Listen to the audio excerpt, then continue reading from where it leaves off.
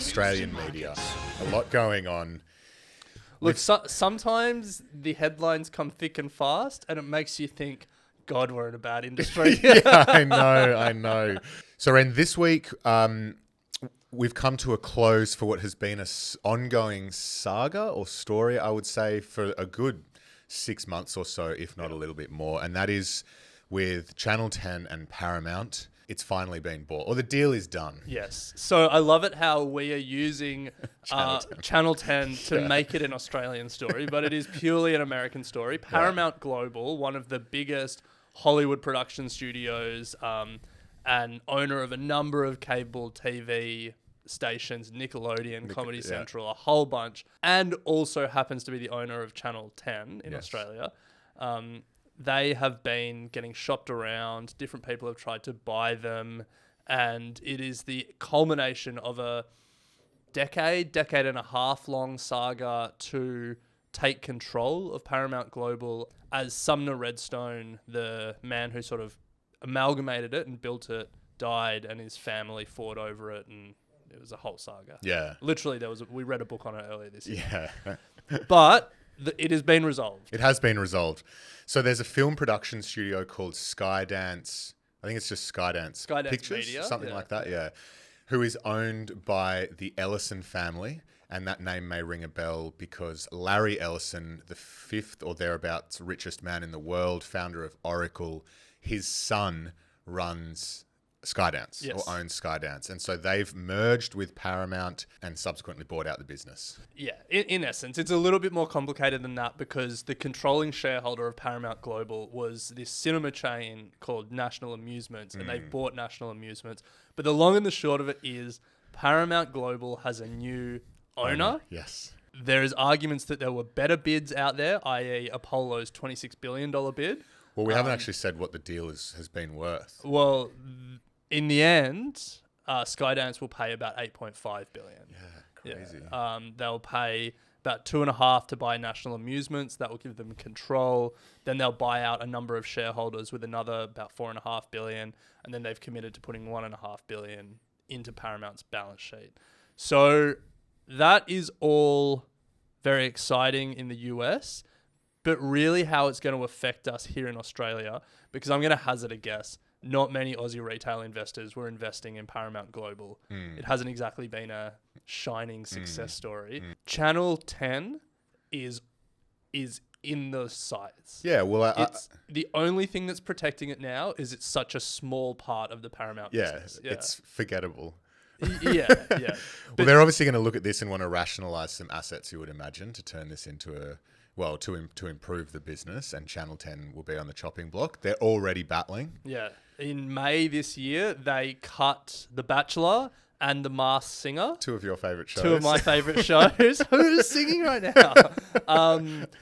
The Bachelor, God, it had its time. It was appointment viewing. I remember when we were at uni down in Canberra, it was like people would be going around to houses and to watch The Bachelor. Yeah. It was appointment TV. Yeah. It's not anymore. Not anymore, no. So Channel 10, apparently its revenue has been pretty stable, but it is a loss.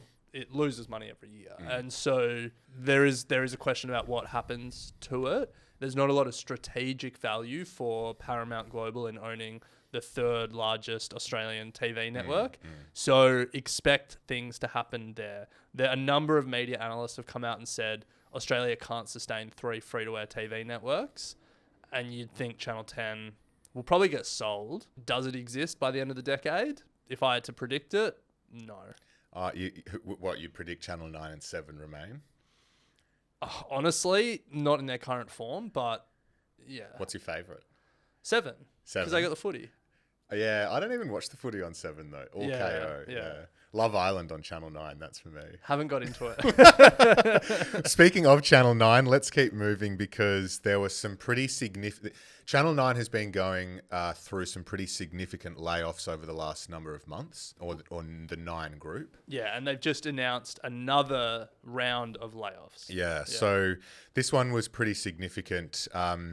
It affected their pedestrian group. So they have, it's pedestrian group which has licensing agreements with other publishers like Vice, Refinery 29, Kotaku, as well as a number of other smaller ones. Gizmodo, Lifehacker. Yeah, so they're obviously really struggling in this environment. And as such, this week it was announced that they're going to be laying off almost half of the staff at Pedestrian and stopping all of those licensing agreements with those other publishers. So, it's not good news for small publishers here in Australia at the moment. Yeah, they also, I was reading one report that they think a number of Nine's newsrooms will be shut down as part of this restructure. Between 4 and 5, which is pretty significant. I read 5, but I think that's just an estimate at this stage. Yeah. So that's happening, but that's not all that's happening at Nine, because there's also reports of brewing strike action from unionised workers at Sydney Morning Herald, The Age, and Australian Financial Review, because pay negotiations have stalled. So that's another challenge that Nine has. But this layoff, Nine aren't alone, because we've seen earlier this year both News Corp and Channel 7 also announce layoffs.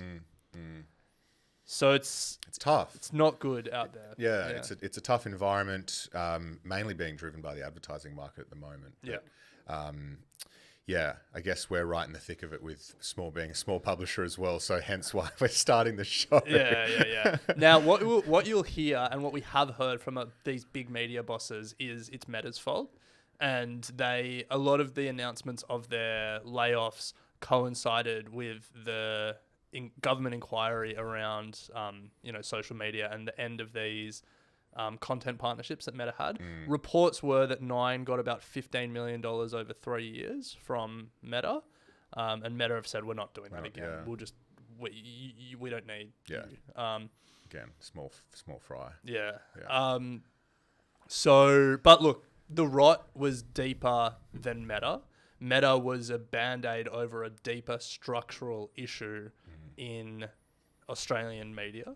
Ironically, it was kind of caused by Meta and Google taking all that advertising. But the one thing that always annoys me with this conversation is it wasn't... Google and Meta are the big players in the advertising market, but they are not the ones that dried up the rivers of gold. The structural rot in Australian media happened about 10 years earlier. The rivers of gold in Australian media were the classifieds. And so, seriously. If we're gonna say what led to this decline in news, it's realestate.com, Seek, car sales.